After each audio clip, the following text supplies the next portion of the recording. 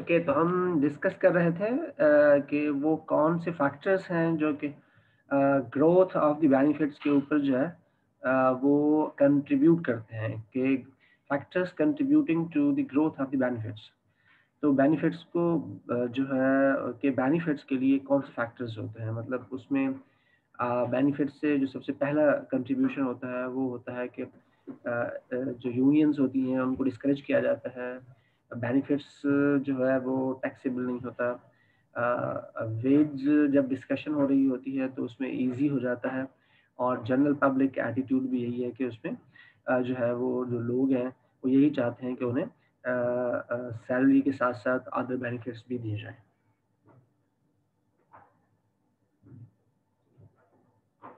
Okay, then moving the objective of the benefits program.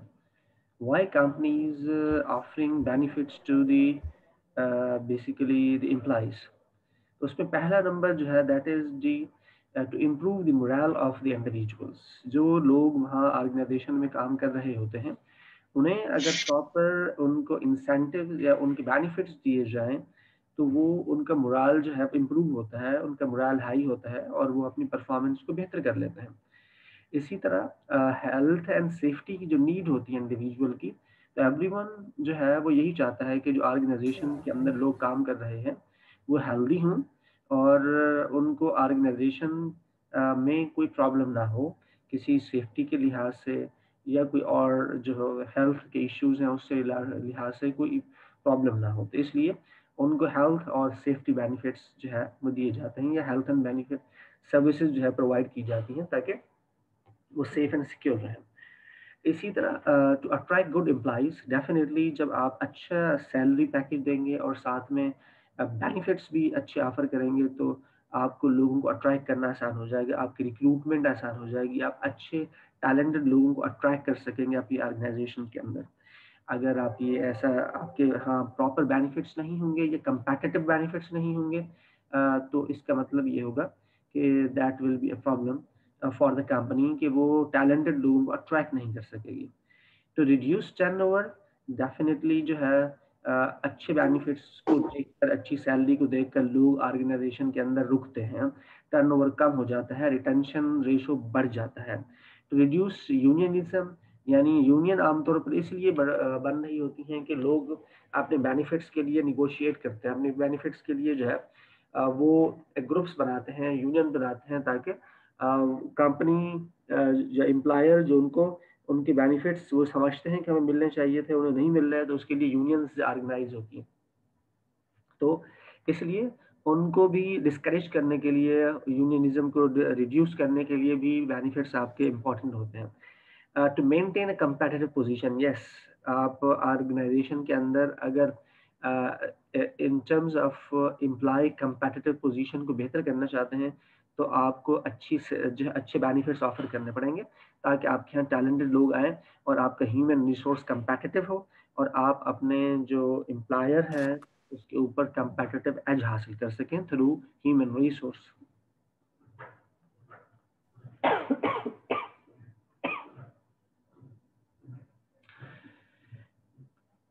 इसमें last point है वो that is the organisation image. तो benefits जो होते हैं वो ऑर्गेनाइजेशन के इमेज को बेहतर करते हैं। लोग ये समझते हैं कि this is a good organisation and take care the employees. तो अगर आपकी ऑर्गेनाइजेशन एम्प्लॉइज की केयर करती है, उनकी हेल्थ एंड सेफ्टी का ख्याल रखती है, उनके रिटायरमेंट बेनिफिट के ऊपर काम करती है, एजुकेशनल बेनिफिट के असिस्टेंट के ऊपर काम करती है, और तो लोग जो है ऑर्गेनाइजेशन का जो इमेज होता है वो बेहतर हो जाता है, एम्प्लॉयर ब्रांडिंग बढ़ जाती है, एम्प्लॉयर्स का इमेज जो है बेहतर हो जाता है, जिसकी वजह से लोगों को अट्रैक्ट करने में और रिटेन करने में ज़्यादा आपको प्रॉब्लम नहीं होता, और टैलेंटेड पीपल आप जो है वो हायर कर सकते हैं, रिक्रूट कर सकते हैं, सिलेक्ट कर सकते हैं। तो ये these are the few benefits of the benefits programme, objective of the benefit programme. तो ये इसके ऊपर कोई आपके क्वेश्चन हो तो आप पूछ सकते हैं। ये स्लाइड जो आपके सामने नजर आ रही है, अगर सर आप रिड्यूस यूनियनिज्म आप दोबारा बता दें प्लीज। जी, असल में ऑर्गेनाइजेशंस जो होती हैं उनके अंदर जो है वो हमेशा यूनियंस जो है वहाँ मौजूद होती हैं, और यूनियन क्यों होती हैं? उसकी रीजन ये होती है कि यूनियन जो है इसलिए बनती है कि आप जो एम्प्लॉयर होता है वो वर्कर्स को प्रॉपर जो है वो सैलरी, उनके वेजेस और उनके बेनिफिट्स नहीं दे रहा होता, जिसकी वजह से वर्कर्स मिलकर एक यूनियन बना देते हैं। जब आप प्रॉपर जो है वो बेनिफिट्स अपने वर्कर्स को देंगे, उनके हेल्थ एंड सेफ्टी का ख्याल रखेंगे, उनके जो है वो हेल्थ का, उनके और उनके घर वालों की हेल्थ का ख्याल रखेंगे, उनके इंश्योरेंस, लाइफ इंश्योरेंस, उनके प्रोविडेंट फंड, ग्रेजुएटी, इन सारी चीज़ों का आप ख्याल करेंगे तो डेफिनेटली जो यूनियन जो है वो बढ़ने की बजाय, उसकी पावर, यूनियन की पावर बढ़ने की बजाय यूनियन की पावर कम होगी। यूनियन को लोग ज्वाइन नहीं करेंगे बल्कि यूनियन से बाहर निकलेंगे और एम्प्लॉयर की फेवर में जो है वो जाएंगे। तो ये खास तौर पर जो गवर्नमेंट इंस्टीट्यूशंस वगैरह हैं वहाँ पर यूनियन बहुत ज़्यादा होती है। पहले तो प्राइवेट इंस्टीट्यूशन भी थी, तो अब जो प्राइवेट इंस्टीट्यूशंस हैं उन्होंने थर्ड पार्टी कॉन्ट्रैक्ट के थ्रू जो है इसको तकरीबन ही ख़त्म कर दिया है, इस यूनियन को। तो ये मुशर्रफ के दौर में यूनियनिज्म के ऊपर बहुत ज़्यादा पाबंदियां भी लगाई थी, और उस दौर के अंदर काफ़ी सारे एम्प्लॉयर ने इन यूनियन से जो है वो तकरीबन जान छुड़ा दी थी। अब इससे नुकसान भी हुआ एक तो, लेकिन फ़ायदा भी हुआ। कंपनीज जो है, असल में यूनियन जो है वो एम्प्लॉइज के लिए या वर्कर के लिए काम नहीं करती थी, बल्कि हर यूनियन के अपने अपने ऑब्जेक्टिव्स होते थे और उनको लोग पॉलिटिकली इस्तेमाल करते थे, जिसकी वजह से वो खत्म हो गई। अगर प्रॉपर यूनियन हो और वर्कर्स के लिए काम करे तो वो इदारे के बेनिफिट्स के लिए होती है। जी, कोई और सवाल किसी का?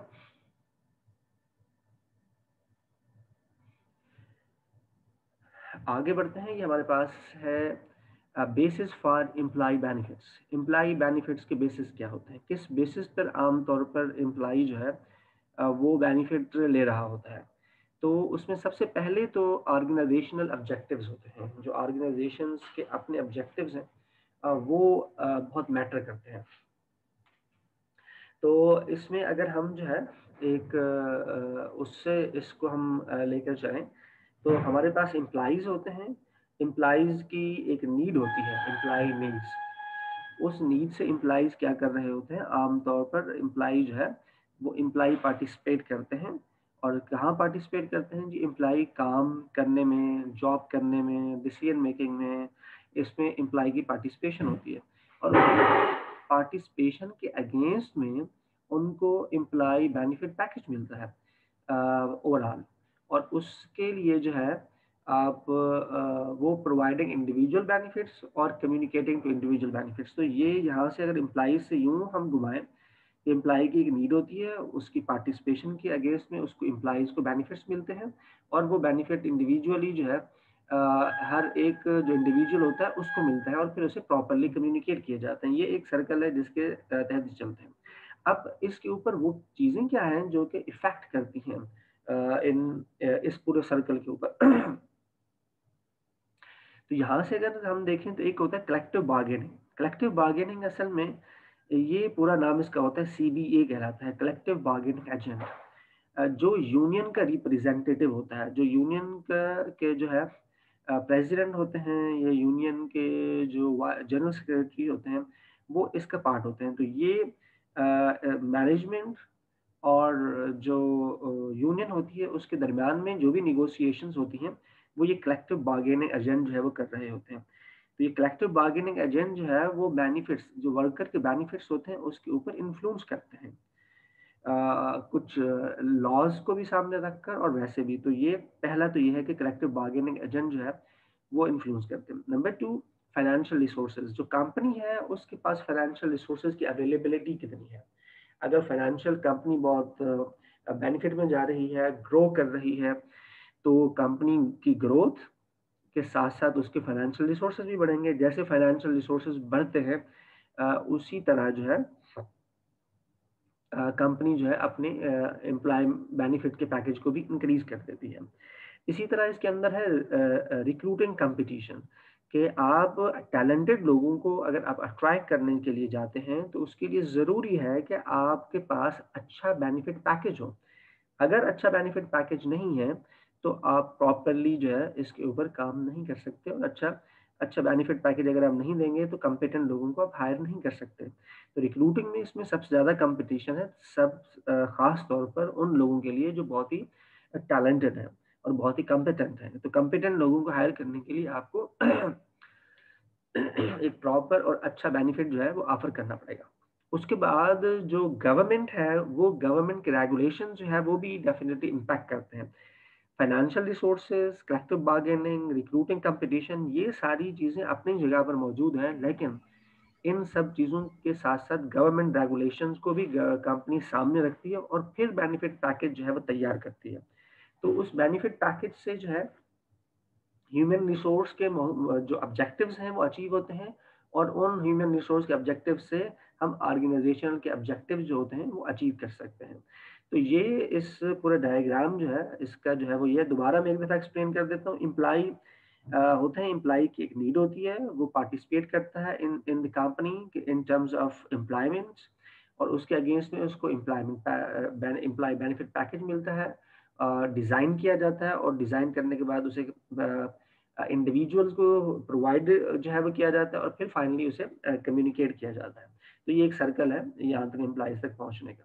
फिर ये वो एलिमेंट्स हैं जो कि इफेक्ट करते हैं बेनिफिट्स के ऊपर, या जो बेसिस बनती हैं उसकी, तो जिसमें कलेक्टिव बार्गेनिंग है, फाइनेंशियल रिसोर्सेज है, रिक्रूटिंग कंपटीशन है, और गवर्नमेंट रेगुलेशन है। ये सारी चीज़ें मिलकर ये बनाती हैं। अब ये जो एम्प्लॉयमेंट पैकेज होता है, ये बेनिफिट पैकेज होता है एम्प्लॉय का, ये इफेक्ट करता है ह्यूमन रिसोर्स ऑब्जेक्टिव्स के ऊपर, कि वो ह्यूमन रिसोर्स जो ऑब्जेक्टिव्स अचीव करना चाहता है वो इन पैकेजेस के थ्रू कर सकता है, और अल्टीमेटली उसका बेनिफिट जो है वो ऑर्गेनाइजेशनल ऑब्जेक्टिव को अचीव करने में हेल्प आउट करता है। तो कोई क्वेश्चन इसके ऊपर हो तो आप पूछ लीजिए प्लीज।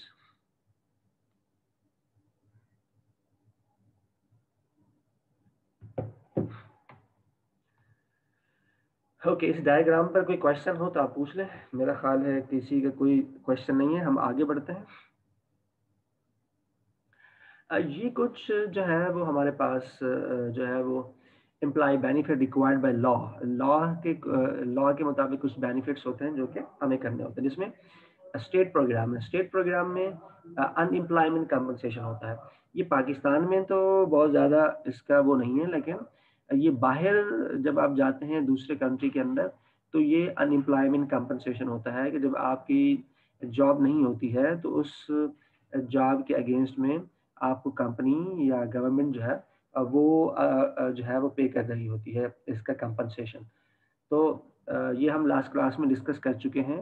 कुरतुल ऐन ने इसके ऊपर काफ़ी डिस्कस किया था कि अगर कोई एम्प्लॉयमेंट अनएम्प्लॉयड होता है, जॉब उसकी छूट जाती है, तो ऐसी सूरत हाल में वो उसके लिए जो है गवर्नमेंट और जो है उनके इदारे जो हैं वो उसके लिए कंपनसेशन प्लान तैयार करते हैं, या बाज़ दफ़ा कंपनीज भी उसको बेनिफिट देती हैं।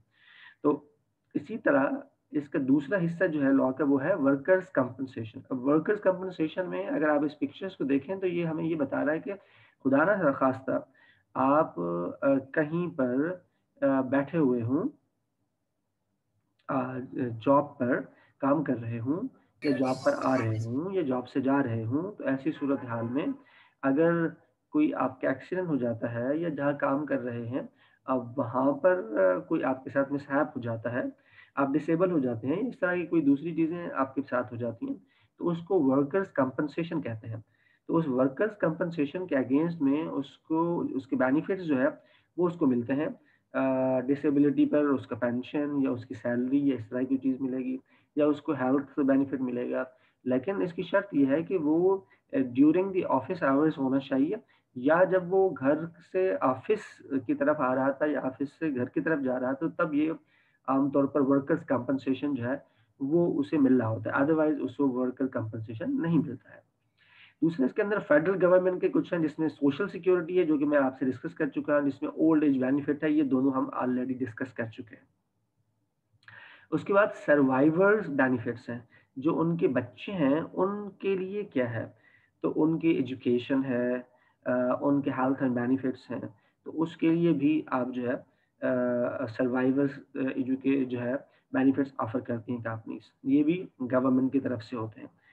फिर डिसेबिलिटी बेनिफिट्स हैं, जो कि जो है अभी हमने थोड़ी देर पहले डिस्कस किया था ये बाय द कंपनी भी होती है और हम ओल्ड एज बेनिफिट के थ्रू भी इसे हम कर सकते हैं। फिर मेडिकल बेनिफिट्स होते हैं, ये भी गवर्नमेंट की तरफ से कंपलसरी हैं, जो कि कुछ मेडिकल प्रोग्राम हैं जो कि तमाम एम्प्लॉइज़ को आमतौर पर मिल रहे होते हैं। तो ये कुछ कंपनसेशन के पैकेज हैं या बेनिफिट्स हैं जो कि बाय लॉ हैं, यानी गवर्नमेंट की तरफ से ये रिक्वायर्ड है कि आपको जो है ये पैकेजेस हर सूरत में अपने एम्प्लॉइज़ को देने ही देने हैं। जिसमें अनएम्प्लॉयमेंट कंपनसेशन पाकिस्तान में हम इसको इस तरह कर सकते हैं कि वो जब किसी इदारा किसी कंपनी को किसी एम्प्लॉय को निकाल रहा होता है, तो उसके अगेंस्ट में जो उसका कॉन्ट्रैक्ट होता है 2-3 महीने का, उसके अगेंस्ट में उसको जो सैलरी मिलती है वो 2-3 महीने अनएम्प्लॉयमेंट के लिए उसे इस्तेमाल कर सकता है। ठीक है, इसके ऊपर कोई क्वेश्चन किसी का?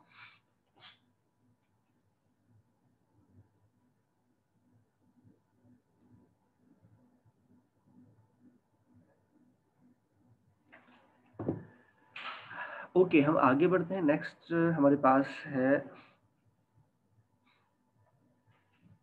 Types of benefits. Types types of benefits में आमतौर पर टाइम ऑफ है, टाइम ऑफ के अंदर जिसमें वेकेशन है, सिकनेस है, हॉलीडेज हैं। तो ये वो टाइम है जिसके अंदर आपको जो है वो पेमेंट होती है, लेकिन आप ऑर्गेनाइजेशन में काम नहीं करते। उस वेकेशन या हॉलीडेज में या सिकनेस में आप ऑर्गेनाइजेशन में मौजूद नहीं होते, लेकिन उसके बावजूद भी आपको सैलरी अदर बेनिफिट मिल रहे होते हैं। लीगल सोशल सिक्योरिटी, ये आपको मैं बता चुका हूँ। मेडिकल पेमेंट्स हैं जिसके अंदर हमने हेल्थ इंश्योरेंस की बात की है, जिसके अंदर हमने जो है वो डेंटल इंश्योरेंस की बात की है। तो ये सारी चीज़ें इसके पास रिटायरमेंट बेनिफिट्स हैं। रिटायरमेंट बेनिफिट्स में पेंशन है जो कि हमने प्राइवेट इदारों के अंदर जो है वो हमने ईओबीआई का जिक्र किया है। और इसी तरह ग्रेजुएटी होती है, इसी तरह आपके पास प्रोविडेंट फंड होता है। तो ये भी एक बेनिफिट है। Then paid rest period. तो पेड रेस्ट पीरियड के अंदर जो है वो आमतौर पर जो है वो ऐसा टाइम फर्ज करो कि दरमियान में 1 घंटा या 15-20 मिनट का जो ब्रेक होता है, वो भी जो है आपको मिल जाता है, या साल में कभी कभार आपको छुट्टियां मिलती हैं, तो वो भी आप इसमें शामिल कर सकते हैं। फिर लाइफ इंश्योरेंस है जो कि हमने थोड़ी देर पहले इसको ऑलरेडी हमने डिस्कस किया है। तो ये कुछ टाइप्स ऑफ जो बेनिफिट्स हैं यहाँ पर जो है वो डिस्कस किए गए हैं। इन इन बेनिफिट्स को जो है हम इसमें इंक्लूड कर सकते हैं। तो अब बेनिफिट्स रिक्वायर्ड बाय लॉ जो है वो हम डिस्कस कर चुके हैं, जिसमें old age and survival insurance है, ये हम बता चुके हैं। अनएम्प्लॉयमेंट इंश्योरेंस भी हम डिस्कस कर चुके हैं। वर्कर्स कंपनसेशन है, लीव्स विदाउट पे हैं। तो कुछ लीव्स ऐसी हैं जो कि आपको विदाउट पे मिलती हैं और कुछ लीव्स ऐसी हैं जो विद पे मिलती हैं। तो ये चीज़ें भी बाय लॉ हैं जो कि आप कर सकते हैं। Then we have a payment for time not worked, ये हम ऑलरेडी जो है डिस्कस कर चुके हैं। तो अब आगे जितनी भी चीज़ें हैं वो जो हम पीछे जो मेन हमने टॉपिक डिस्कस किए हैं बेनिफिट्स, उन्हीं टॉपिक्स को डिटेल में आगे इन स्लाइड्स के अंदर डिस्कस किया जा रहा है। तो अगर आपका कोई क्वेश्चन हो तो आप इसके ऊपर पूछ लें। अदरवाइज जो है मैं अटेंडेंस लेने की तरफ जाऊंगा और फिर हम क्लास को ऑफ कर देंगे। जी, कोई क्वेश्चन अगर आपका है तो आप पूछ लें प्लीज। जी, कोई क्वेश्चन? अभी हमारे पास टाइम तो रहता है तो हम थोड़ा सा इसको आगे और भी लेके चल सकते हैं। Categories of employees benefits. Categories of employee benefits में सबसे पहले जो है वो इंश्योरेंस है। इंश्योरेंस में 3 किस्म की इंश्योरेंस होती हैं, जिसमें ग्रुप लाइफ इंश्योरेंस है, जिसमें हेल्थ केयर इंश्योरेंस है और जिसके अंदर लीगल इंश्योरेंस है। पाकिस्तान के अंदर लीगल इंश्योरेंस के ऊपर तो बहुत ज़्यादा काम नहीं होता है। ये दो जो होती हैं, ग्रुप लाइफ इंश्योरेंस और हेल्थ केयर इंश्योरेंस, इसके ऊपर जो है वो आमतौर पर काम हो रहा होता है। Group life insurance and health care insurance. तो ये जो है ये दो जो इंश्योरेंस हैं इसके ऊपर जो है वो हम आमतौर पर ऑर्गेनाइजेशन के अंदर देखते हैं कि ऑर्गेनाइजेशन ये ऑफर कर रही होती हैं। तो आप 1 मिनट मुझे दीजिए, मैं दोबारा इसे कंटिन्यू करूँ।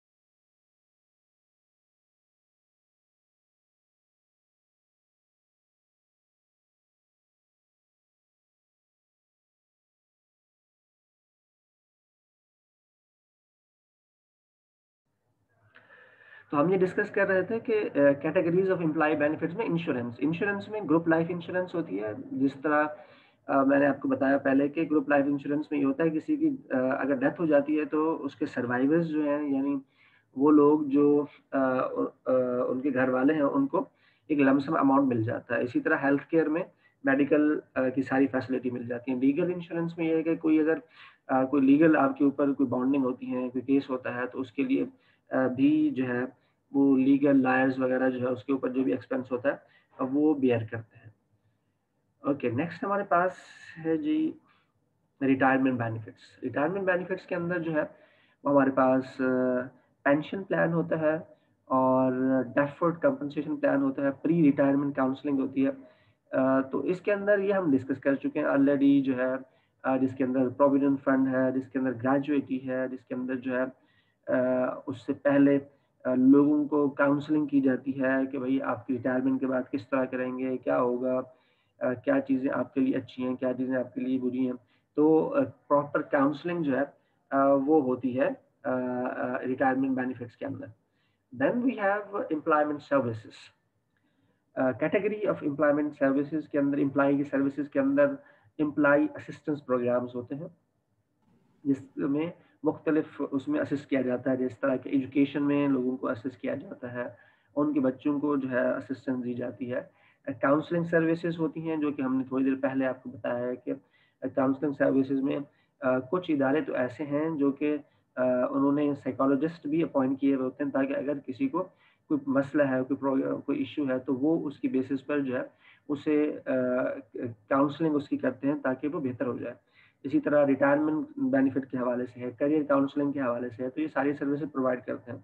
ये एजुकेशन असिस्टेंस प्रोग्राम है, ये अभी एम्प्लॉय असिस्टेंट प्रोग्राम का एक पार्ट है, जो कि एजुकेशन असिस्टेंट प्रोग्राम प्लान के तहत जो एजुकेशनल एक्सपेंसेस हैं वो इदारा जो है बेयर करता है। चाइल्ड केयर है, मुख्तलिफ इदारों के अंदर जो है जो छोटे बच्चे होते हैं उनके लिए जो है वो चाइल्ड केयर सर्विसेज प्रोवाइड की जाती हैं। वहाँ हाउसेस बनाई जाती हैं ताकि जब माएँ अपने बच्चों को साथ लेकर वहाँ छोड़ती हैं और फिर काम करती हैं, फारिग होकर उनको जो है फीड करती हैं और फिर उसके बाद दोबारा काम पे चली जाती हैं। वहाँ आया मौजूद होती हैं जिनके साथ रहती हैं, काम करती हैं।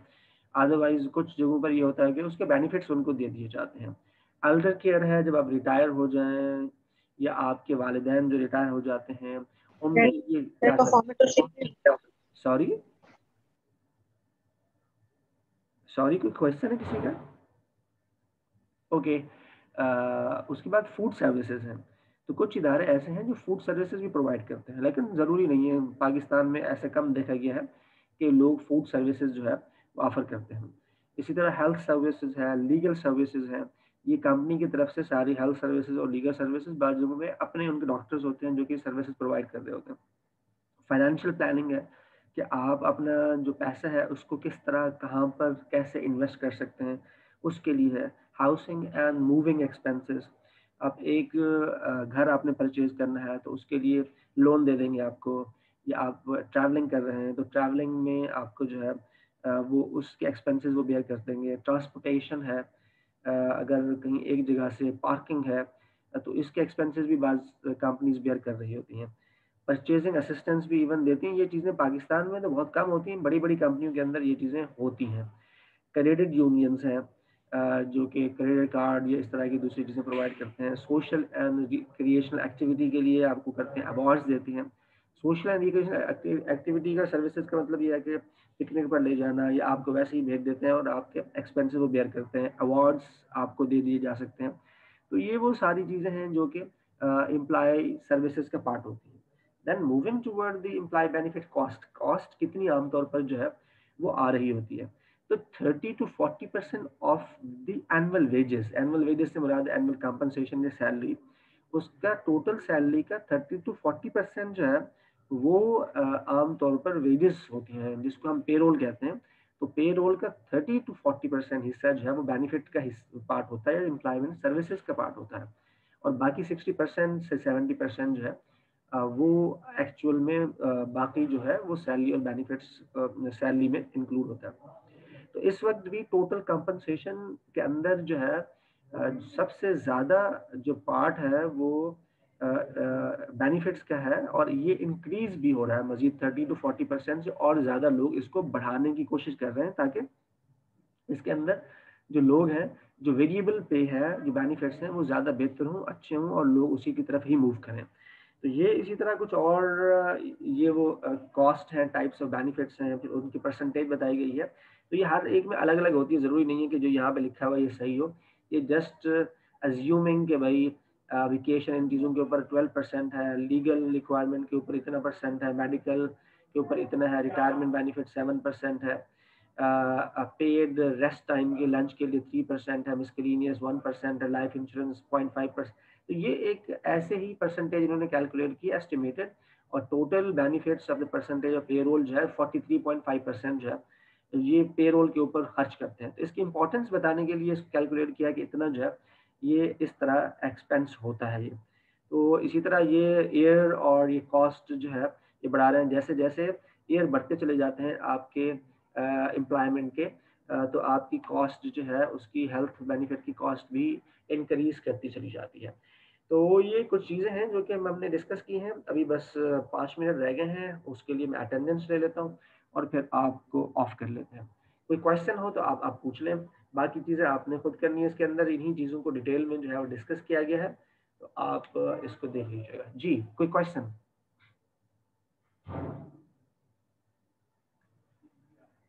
किसी का कोई सवाल नहीं है तो मैं अटेंडेंस ओपन करने के लिए जा रहा हूँ और फिर हम अटेंडेंस लेते हैं।